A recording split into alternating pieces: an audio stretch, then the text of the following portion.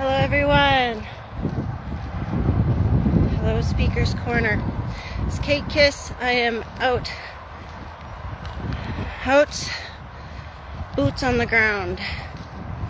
So right now I am out helping some people who are homeless, and it's tough because they're having to find structures in the middle of fields. This obviously was here beforehand, but I wanted to give everybody a chance to kind of see what's going on out here in the streets, see what the homeless are going through, because the horrific conditions that everybody is resorting to needs to be addressed. I have people I know who are living on the streets and have been living on the streets for the last 8 months, and stuff is getting really brutal out here. Like I said, I'm just out in the middle of nowhere where people have resorted to finding places. Some people have come and dumped their stuff, and they're trying to get anything they can to survive. Right now it's starting to rain, so they're looking for shelters, things to keep them dry. It's pretty rough out here. I wanted to let everybody know what's going on, and I mean, as a single mom trying to make ends meet, this could potentially be a place where me and my kid will end up because of all the stuff that's going on, all the tyranny, all the control. And if we're going to be facing more mandates and more restrictions, I don't even know how I'm going to survive. And witnessing what these people are going through out here, so I know what to expect, it's pretty brutal. So right now I'm over by Stoney and 17th, and the homeless have found a place out here because they are allowed, they're safe to come out here and find a place to keep themselves sheltered. Anywhere else, like the shelters, are not a safe place. There's a lot of attacks, a lot of fights, and it's not a safe place for the women. In the women's shelter, there's a lot of rape. Even on the streets, the women are running and hiding because they are absolutely being targeted out here. It's a dog-eat-dog world. Everybody's surviving. They're trying to survive with it, whatever they can. So my main goal is to come out here and actually speak to some of the homeless and get a first-hand view about what they're going through, what they're seeing. I'm going to keep their identity hidden and just do audio, or not show their faces, because I don't think it's fair to put their faces online. But they need their voices heard. They need to know what's going. They need people to see what's going on and what they are having to do just before winter. Like, it's pouring right now.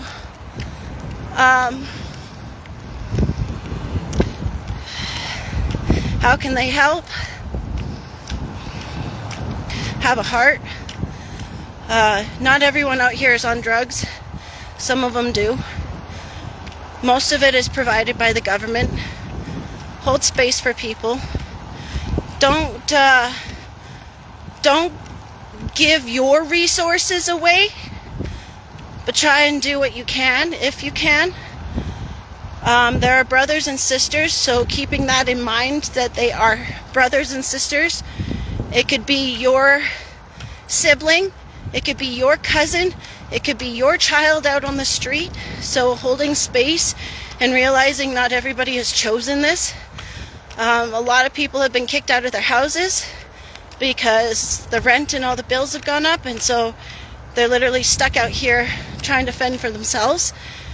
And we do anticipate more to be out here and struggling So keep in mind what everybody's going through is a big thing. Like I walk around with fresh socks. If I have any fruit, any bananas, apples, oranges on hand that I can easily just give to them so they can eat it right away. They don't have places to keep their food cool or out from the elements, so if they get any food, it needs something that they can eat readily on hand.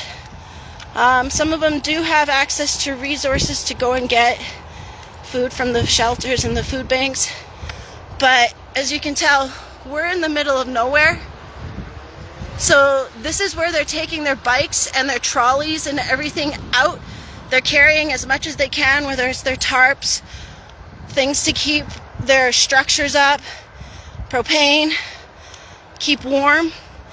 We're anticipating some cold weather, so how do we keep people sheltered in the cold, in the Canadian weathers that we have, especially if they're not willing to open up some of the buildings, the empty buildings that are sitting vacant, to let them in.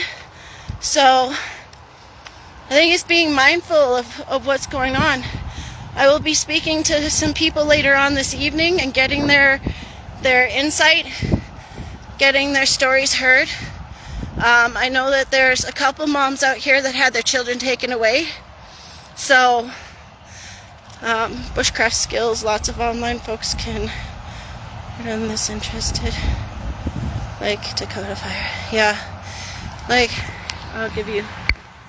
They've literally chosen a field and they're looking for them bushes, bigger bushes, to put their tents and their structures in, and this is what they're faced with. There's someone in that bush right there. So I mean, some of the community is good with each other. There's a lot of backstabbing, so it's hard to trust anyone out here. They're trying to make it, right? So I just dropped off some food because I got a couple extra items in my food hamper that I won't eat, so it might as well go to someone. If you got extra clothes or any extra stuff that is lingering around the house that you know someone could use, I would give it to them directly. Ask them if they need it first, because I just don't think I don't think those associations that are supposed to be out helping people are actually out helping anybody. I do know that Maggie, our Saint Maggie, she goes out, she sells merchandise in order to make some proceeds to buy products to get to everyone. So she was buying people winter boots, tarps, underwear, socks, and quick easy sandwiches and lunches just to get them something. So going and supporting Maggie and buying some merchandise would be helpful, because that directly helps the homeless. And like we've seen with the other situations that are going on, is that they're cutting off the water, they're cutting off the resources, and they're stopping people from going and helping. So anything that you could do as an individual without cutting your own feet off will go a long way. Like I said, anything that you could think of, if you're out surviving in the middle of the city, what would you need, right? So they got wood to build a fire, tarps to keep the rain and the weather out. They need insulated tarps, something to keep them warmer over the winter, because now everything is going to start switching into fall season. Water, water resources, anything you could do. It's hard when the government is directly giving these people drugs. Some of them don't want it, some of them are fighting the hardest to get out of this situation. Holding space for people is going to be a big deal. Because, I mean, when you're down on your luck, what kind of drugs are you going to do? I mean, you're down on your luck. So sometimes people need someone to talk to, someone who will just listen to them and not judge them for what they're going through, because the things that they have to go through to stay alive, it's tough. So my main goal is to get some people to talk to and hear their stories directly, so that you guys all, so everybody has an idea firsthand what they're going through, and see if we can find some solutions to help them, because in the end, you know, one of these days we might end up in that situation too. So I just kind of want to read a little bit. Yeah. Right. Yeah.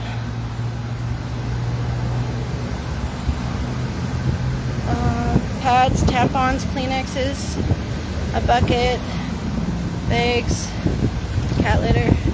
You know, you think about it, right? How are they keeping themselves clean? I found little bottles of antiperspirant. You stay back. So I'm walking around all the time with the emergency blankets. Maggie gave a couple of these to me to help people, so if anybody's in need, the emergency blankets are really good. I walk around with a bag of socks just in case someone's needs some socks. Band-aids. I got like little Axe body spray, because how are they having a bath? They're having a bath in rivers. There's no soap. Gloves, winter gloves, keep their hands warm. Anything you can think of. Right now it's pouring rain, so how are they going to stay dry, right? Anything we can think of. It's pretty scary out there, and if you imagine yourself on the road like this, which we're not too far off from, and me, I've got 5 animals and a teenager to consider and take care of, so I'm thinking about these things. How are the homeless surviving right now, and where are we going to be, and what are we going to need? So my biggest deal is, my biggest focus is trying to get that word out and make sure everybody has their voices heard. Blankets, pillows, sleeping bags, anything that helps with the, like, it's moist out here and the hot temperatures. Like, I just left an encampment with 3 people, and it's a good thing they've got some tarps to keep themselves dry. Yeah, going and helping them with the seeds. If they're going to be in these fields, then there's some seeds that they can get, right, with the prickly lettuce there, right? Yeah, so giving them some information to survive out there as well, if there's any food or ways that we can help them forage. Being aware of this is huge. Say hi, Casey. This is why I show my son. It's really important to not shelter the kids from what's going on, so they know what's going on. My kid's gonna have to take care of me one of these days, so if we know how to survive anywhere, it'll help. So for the time being, I'm gonna jump off, but I will be coming back later and actually sitting down and getting some first-hand testimonies about their experiences on the street and how they're surviving. I appreciate everybody who has jumped on and saw my video. I'm not professional by any means, so bear with me. But yeah, let's get the focus on this, eh? Have a great day, and I will be seeing you guys this evening.